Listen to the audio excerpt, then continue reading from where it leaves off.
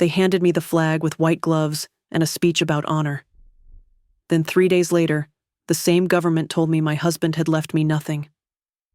My name is Elena Griggs, 41, military widow, mother of 1. And what they didn't know was that I wasn't just grieving. I was taking notes. The day they buried Marcus, it rained sideways. One of those bitter spring storms that soaks you to the bone and doesn't care you're at a funeral. Ethan, our 12-year-old son, squeezed my hand so hard I thought it might bruise.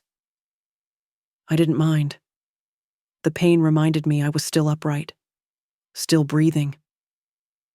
The honor guard folded the flag like they were sealing a wound, triangle sharp enough to cut.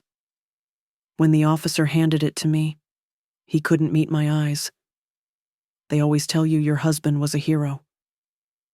But the way he rushed through it, the way he stumbled over Marcus's rank, I already knew something wasn't right.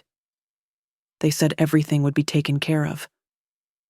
Turns out, everything means something different when you're a widow with no power. 3 days later, I called the VA to check on Marcus's survivor benefits. The woman on the other end was polite, detached, probably reading from a script. "Ma'am, there's no active file for Sergeant Griggs. No dependent listed, no payout pending." I didn't scream. I didn't cry. I thanked her, hung up, and stared out the window. Our entire marriage had been wrapped around one constant. Marcus always had a plan.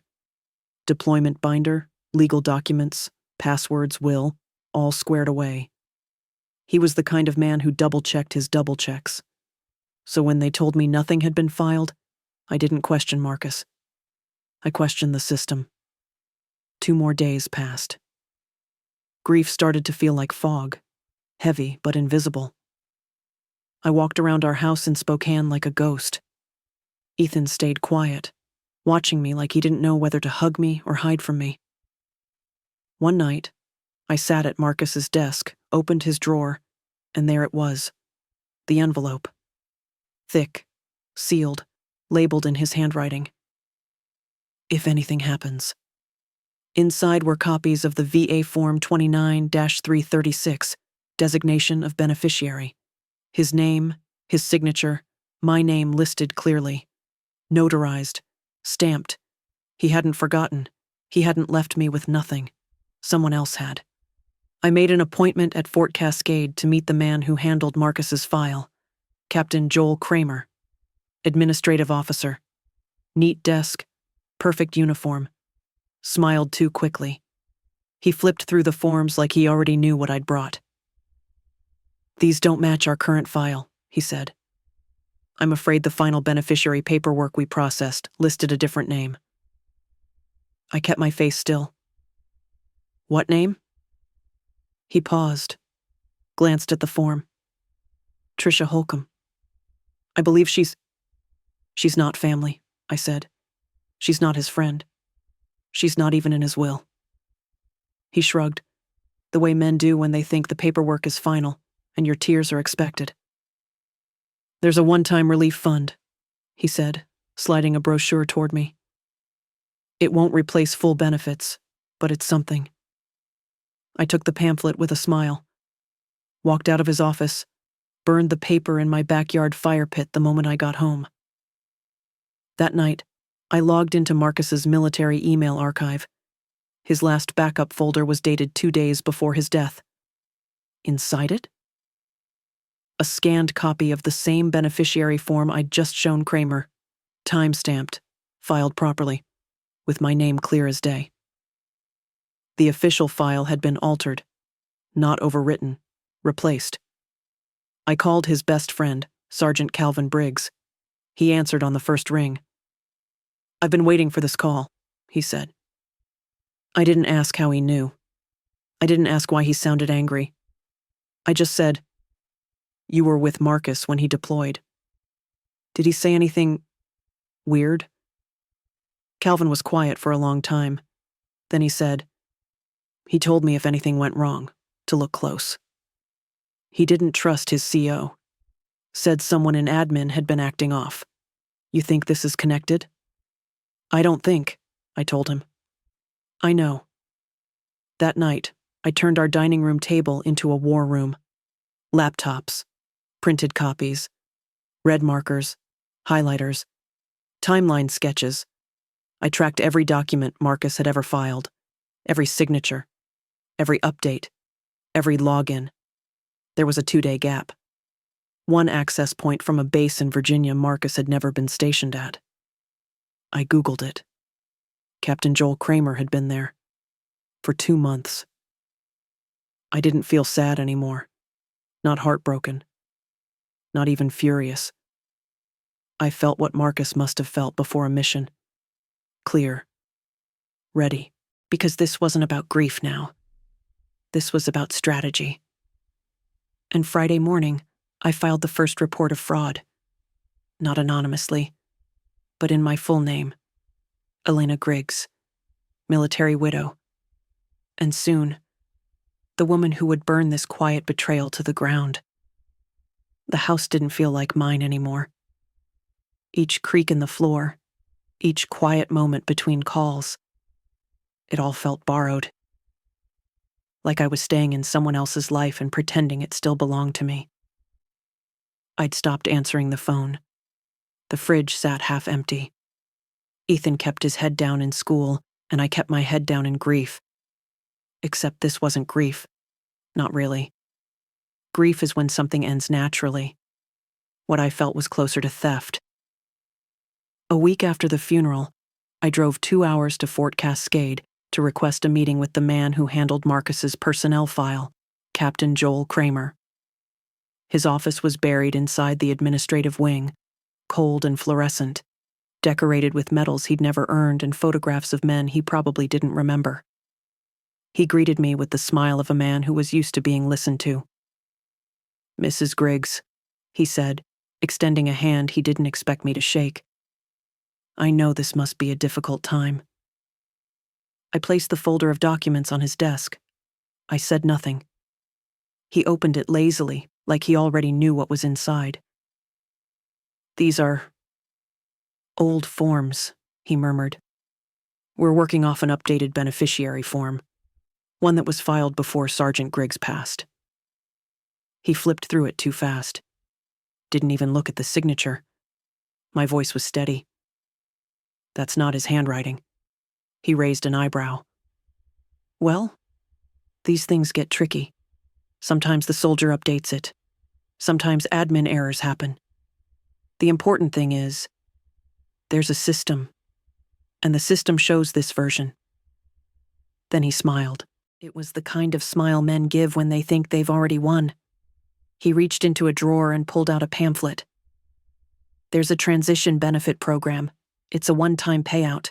Not full survivor benefits, but it might help. Paperwork's in the back. I didn't take it. He watched me stand up. He wasn't worried. He should have been. I didn't yell. I didn't argue. I just left. But I made sure my phone's voice recorder had captured every word he said. That night, I called Calvin Briggs, Marcus's closest friend in the Army. He'd flown in for the funeral, hadn't said much, but I remembered the look on his face when they folded the flag. When he picked up, his voice cracked. I was hoping you'd call. I asked him if Marcus had ever mentioned anything about problems in his chain of command. His tone shifted immediately. Before he deployed, Calvin said, he pulled me aside. Said if anything happened to him, make sure his paperwork didn't get buried. Told me, look at the file. Look close. There it was. The warning I'd been too late to hear, but not too late to act on. I went back to the kitchen table and pulled everything out. Every form Marcus had ever filed, every deployment copy, every benefits checklist. I didn't sleep that night. I cross-referenced dates. I matched serial numbers. I wrote down timestamps. The more I looked, the more pieces fell into place. The update that removed me as a beneficiary had a timestamp from 3 days after Marcus died. The update had been filed at Fort Pendleton. Marcus had never served at Fort Pendleton. But Joel Kramer had. This wasn't a clerical error. It was a rewrite. A quiet one. Disguised in a mountain of paperwork no one expected a grieving wife to question. They thought I'd be too emotional, too overwhelmed. They forgot I was a nurse, that I'd spent years documenting injuries and double-checking dosages because lives depended on it. Marcus's life depended on me now, even in death. I filed a formal complaint with the VA the next morning. A week passed. Then another. I received a generic email saying my case was being reviewed. Then nothing. And then, one afternoon, my access to the online system was revoked. My password was reset. I called tech support. The line went dead. 2 days later, I received a letter in the mail. Your claim has been reviewed and determined to be non-actionable. Please consider this matter closed. I didn't cry. Not this time. Instead, I printed that letter, highlighted the date, and slid it into a folder I'd labeled Attempts to Bury Me. And still, I wasn't done. I called a friend who'd worked in military law, asked how long a FOIA request took, filed it anyway. I emailed another widow I knew from Marcus's unit, asked if she'd had issues after her husband passed. She had. Different officer, same base, same system. Then I opened a blank document on my laptop and wrote 3 words at the top. He didn't forget. That became my mission statement. They thought I'd disappear into grief, that I'd fold under the weight of folded flags and frozen accounts. But I'd been with Marcus through 5 deployments. I knew how to survive, and I wasn't fighting alone. I had every document, every signature, every timestamp, and soon, I'd have the proof. This wasn't emotion anymore. This was strategy. The FOIA documents arrived on a Wednesday morning, buried in a plain manila envelope like they were nothing more than spam. I knew better. I tore it open with the same calm I'd learned to use holding back tears in a trauma ward. Inside were copies of Marcus's official records, his personnel file, death benefit forms, and beneficiary details.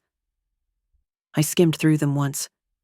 Then I read them again, slower, line by line. The document that removed me as Marcus's beneficiary was there, but the signature didn't match. Not even close. I'd watched Marcus sign birthday cards for Ethan, mortgage checks, even medical forms half asleep. His signature had a unique slant, fast but sharp, always ending with a flick. The one on this form? It was neat, hesitant, as if someone had been practicing. At the top of the page was a digital timestamp, processed 48 hours after his death. Whoever changed it hadn't even bothered to backdate it properly. That night, I didn't sleep. I opened every file Marcus had saved to his cloud, every scanned form he'd emailed me during his last deployment. I found the original document, the one with my name, his real signature, and a timestamp from 6 months before he deployed. He didn't change it. Someone else did. I drove 3 hours to see Dana Wilkes the next day, a retired JAG officer Marcus once called the sharpest legal mind he'd ever served with. She was the kind of woman who didn't waste words and didn't offer comfort unless it could be backed up by evidence. I showed her everything. She didn't blink. "This isn't just fraud," she said, eyes moving like a scanner over the documents. "This is deliberate. And it's not the first time I've seen Kramer's name on a suspicious file." That's when I learned the truth. 2 other widows had come forward in the last 2 years, both denied benefits, both cases buried in red tape, both handled by Captain Joel Kramer. But unlike me, they didn't have documentation. I did. Dana told me to keep everything off my home computer. "Don't trust your phone. Don't use your internet. Meet me here next time, not on base, not on email." Her tone was clipped. Not paranoid, prepared. I followed orders. A week later, she called and asked me if I recognized the name Tricia Holcomb. I didn't. Dana did. "She's listed as the beneficiary on Marcus's final payout," she said. $250,000. My stomach dropped. I sat down on the edge of my bed and stared at the photo of our wedding day. Marcus in his dress blues, me in a simple white dress, laughing with my eyes closed as he dipped me under a tree behind the chapel. I remembered the way he looked at me, like he already knew I was forever. So who the hell was Tricia Holcomb? I searched her name. Nothing public. But I found a private Facebook account. One photo. A woman in her 40s, heavy makeup, expensive clothes, holding a dog small enough to fit in a purse. Location, Texas. She wasn't a soldier. She wasn't a nurse. She wasn't in our world. But she was on the payout list. I called Calvin again. Asked him straight. "Did Marcus ever mention someone named Tricia?" "No," he said without hesitation. "Never." The next day, Dana showed me something worse. Tricia Holcomb had received 2 death benefits before Marcus. 2 separate soldiers. 2 different branches. One was a Navy corpsman who died in a training accident. The other, a Marine in an IED blast. Tricia was listed as the beneficiary both times. Same handwriting. Same filing pattern. Same processing officer. Captain Joel Kramer. That night, I sat in my car for 2 hours, parked outside the base, just staring at the lights on the far hill. I thought about confronting him.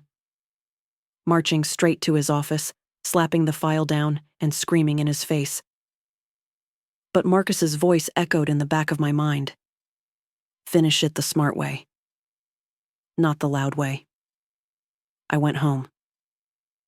The next morning, I filed a report with the Department of Defense Inspector General. I didn't use my real name. I submitted every file through a secure drop Dana helped me set up. That same afternoon, someone from a restricted government line called me back. "Is this Elena Griggs?" "Yes." "My name is Agent Morella Singh. I'd like to meet in person." We met at a library, back in the military history aisle where no one ever walked.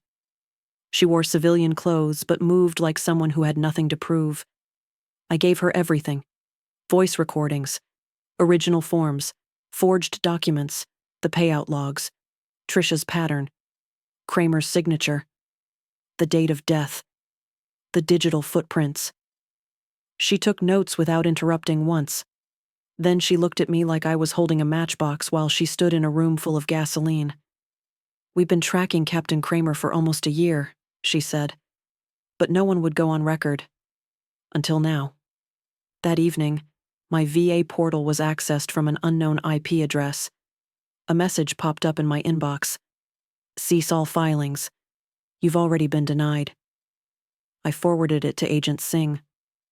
The next morning, Ethan's school called. A man claiming to be a Veterans Affairs caseworker had asked to speak to my son during pickup. I didn't panic. I didn't scream.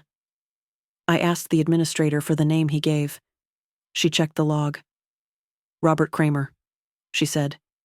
He wasn't even hiding it anymore. I picked Ethan up early, drove straight to Dana's house, and showed them the security footage from the school's parking lot. A silver Dodge Charger. Government plates. That's when Singh moved. The real kind of move. Within 48 hours, subpoenas were issued. Internal files were frozen. The Army was notified, and a federal investigation began. 2 days later, Tricia Holcomb's bank account was frozen. 3 days after that, I received a text from an unknown number. I hope this was worth it. That night, I watched from my car as 2 unmarked vehicles pulled into the Fort Cascade Administration Building just after 6 p.m. Men in dark coats and gloves walked in through the side entrance. They walked out with Joel Kramer in handcuffs. His face didn't show shock. It showed fear. Because he knew what I knew now. This wasn't about Marcus anymore. It was bigger, and I was just getting started. When word got out that Captain Joel Kramer had been arrested, no one on base said a thing. Not publicly. But inside the community, silence turned into whispers. Whispers turned into suspicion, and suspicion turned into panic. The kind that spreads faster than a lie when the truth's finally louder. The news didn't break on national outlets. Not at first. But military family forums lit up like wildfire. A post appeared under the headline, "Widow exposes survivor benefits fraud. Internal DoD investigation confirmed." The story was light on names, but heavy on details. Patterns. Timelines. The unmistakable fingerprints of a predator cloaked in paperwork. And even though they didn't use my name, people figured it out. I got messages from other widows. Quiet ones. Some were kind. Others terrified. One from Georgia wrote, "They told me my husband updated his beneficiary before he died in Iraq, but he didn't even have access to a computer the last month he was alive." Another, "My son never got $1. We were told the paperwork wasn't filed in time. I stopped counting after 15. 15 women who'd buried their husbands and been handed nothing but apologies and form letters. And now they were realizing they weren't alone. They weren't crazy. And they weren't wrong. I wasn't surprised when the threats started again. My tires were slashed outside the grocery store. A note was taped to my front door. 4 words written in sharp red ink. "You made it worse." Agent Singh moved fast after that. She put a federal protection alert on my address, flagged Ethan's school, and handed me a direct line to her encrypted phone.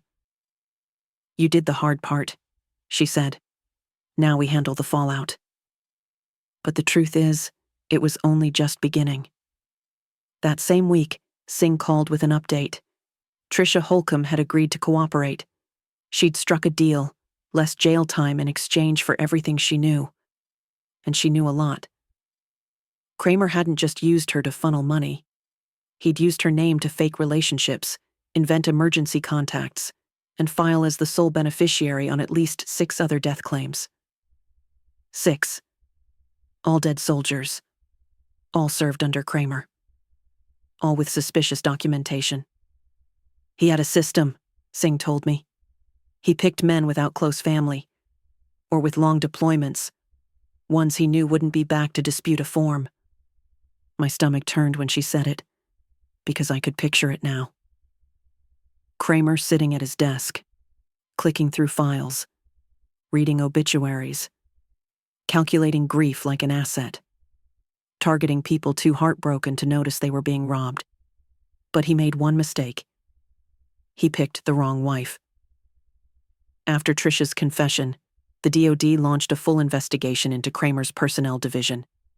His second-in-command resigned 2 days later. A base admin was suspended. A VA contractor disappeared off the books. They thought it would stop there. It didn't. The Army issued me an apology letter.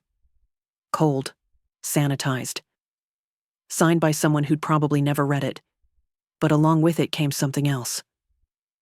A formal correction of Marcus's file. A reinstatement of survivor benefits. A check, backdated, every dollar accounted for. It was more money than I expected. But it wasn't about the money. I used a portion of it to pay off the house. The rest went into a fund for Ethan's college. I didn't touch the rest. Not yet. Not until I knew how many more women were out there, still living on crumbs when their husbands died in service. The VA offered me a settlement, too. A goodwill gesture, $25,000 in exchange for a non-disclosure agreement.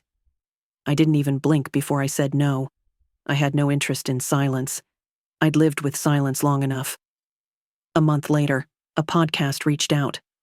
Hosted by a former Marine's widow turned investigative journalist. She'd lost her husband in 2010 and had fought her own benefit battle. She wanted to talk, to hear the story, to share it, woman to woman. Not for clicks. For truth. I said yes. I spoke slowly during the interview. Not because I was emotional, but because I wanted every word to land like a hammer. I told her how I'd buried Marcus, how the benefits disappeared, how the form was forged, how a woman we never knew received everything he meant for us, how they expected me to grieve quietly and disappear, how I didn't. I didn't name names. I didn't need to. The truth didn't need to scream. It just needed a microphone. 3 days later, the episode went viral. Veterans, wives, parents, people who never trusted the system to begin with now had a face, a story, a case that proved what they feared. The story made it to military newspapers, then blogs, then mainstream media. Suddenly, the DoD didn't want to bury it anymore. They wanted to control it. I received an invitation to speak at a military resilience conference in D.C. Full expenses paid, a formal statement of gratitude, a polished medal ceremony with carefully worded speeches, and, quietly tucked into the itinerary, a non-disclosure clause once again. I tore it in half and sent it back. They'd already taken Marcus's name once. They wouldn't buy my silence now. Agent Singh called to tell me the full scope of Kramer's charges: wire fraud, forgery, conspiracy, identity theft, criminal impersonation of next of kin, attempted obstruction of justice. He wasn't facing discharge. He was facing prison. And Tricia? She avoided prison time, but would be paying restitution for the rest of her life.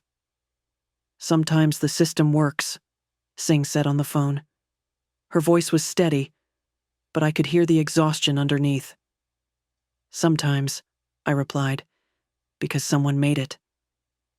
A week later, I got a letter from the Army, an official apology, a framed certificate reinstating Marcus's full honors and benefits, and a new headstone was approved, one that reflected everything he had been stripped of. Sergeant Marcus Griggs, combat medic, husband, father, hero.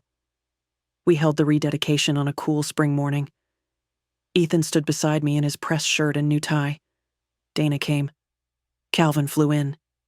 Even Singh showed up in civilian clothes, standing quietly near the back, watching with arms crossed and eyes soft. I didn't speak at the ceremony. I didn't need to. The headstone said enough. Marcus had kept his promise, and now, so had I. The courtroom didn't look like the ones you see in movies. No dramatic gavel bangs, no shouts.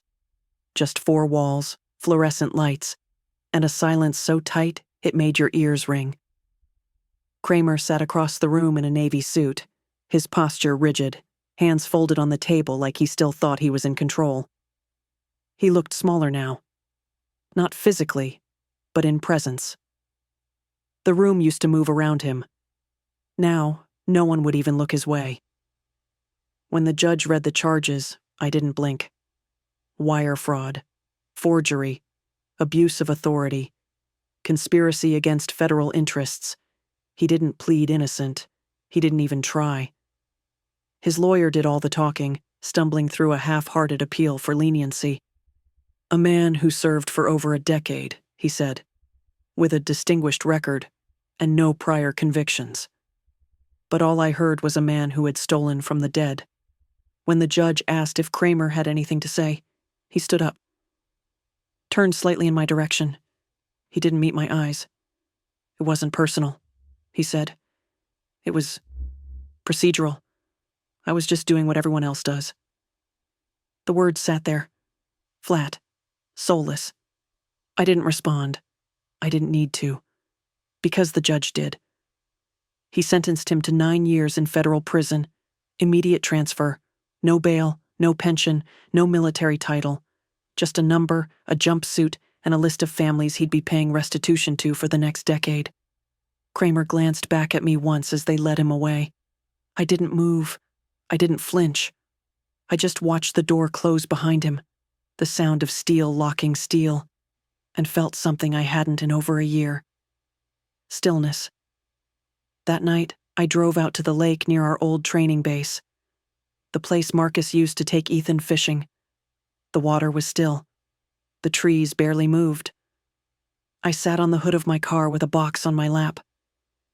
Inside were every letter Marcus had written to me over his last deployment. Most were short. Updates. Jokes.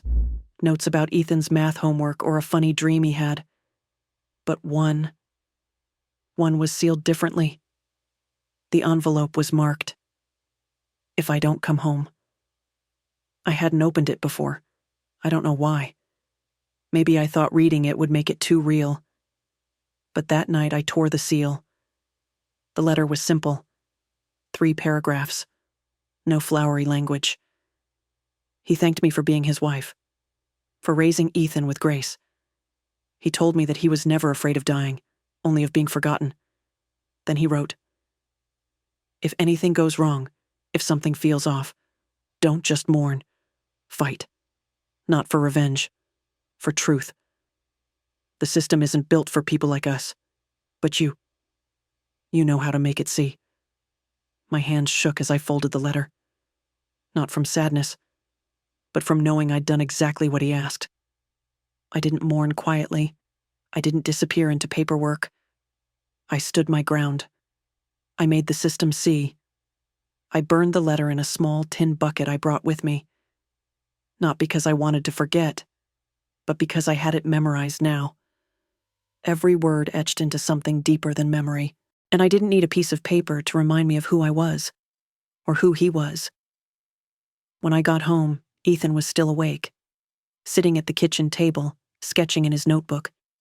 He looked up, eyes a little unsure. "Is it over?" he asked. I sat beside him, put a hand on his shoulder. "Almost," I said. "But the part that matters—" "Yeah, that part's over." He didn't ask what came next. He just leaned his head against my arm, and we stayed there in silence. No court could restore everything we lost. No headline could rewrite the pain. But something settled in those quiet moments. Not closure, that's a myth. But something close to peace. And that was enough. The house didn't feel heavy anymore. For the first time in over a year, I could walk from room to room without feeling like I was walking through a memory. The air was still, but it wasn't hollow. It was mine again. Our photos still hung on the hallway wall, but now, I could look at them without feeling like they were haunting me. Marcus's boots still sat by the front door, untouched, exactly where he'd left them. I didn't move them. Not out of grief anymore. Out of gratitude. We moved 2 months after the sentencing. Not far. Just enough to start over. A small craftsman home on the edge of a quiet Montana town. Wide porch. 2 bedrooms. A fenced yard for Scout, the German Shepherd pup Ethan picked out and insisted we name after his dad's call sign. There were no neighbors for a quarter mile. Just space. Quiet. Peace. I didn't go back to nursing. Instead, I joined a small nonprofit that helps military spouses navigate benefits and file appeals. Some come in angry. Some come in broken. But they all come in with the same look I had. That look of being gaslit by a system that speaks in vague forms and long delays. The kind of system that hopes you'll give up. I make sure they don't. Each case I take on feels like another stitch in the wound Kramer left behind. But instead of reopening it, it closes just a little more with every story I help rewrite. Every mother who gets her check. Every widow who learns her husband didn't forget her. Every child who sees their parents' name spelled correctly on a memorial. The money from the settlement is still sitting in the bank. I paid off the mortgage and started a college fund for Ethan. But the rest? I haven't touched it. Not for me. Not yet. I plan to use it to build something permanent. Maybe a legal clinic for widows. Maybe a grant program for fallen soldiers' children. I don't know yet. But I know it'll carry Marcus's name. And not the version they tried to erase. One morning, I received a letter in the mail, handwritten, no return address. Inside was a single-page note and a photograph. The note read, "You don't know me, but you saved my family." It was signed by a woman named Valerie. Her husband had died during deployment, and the system denied her benefits. But she heard my story, found Dana, fought, won.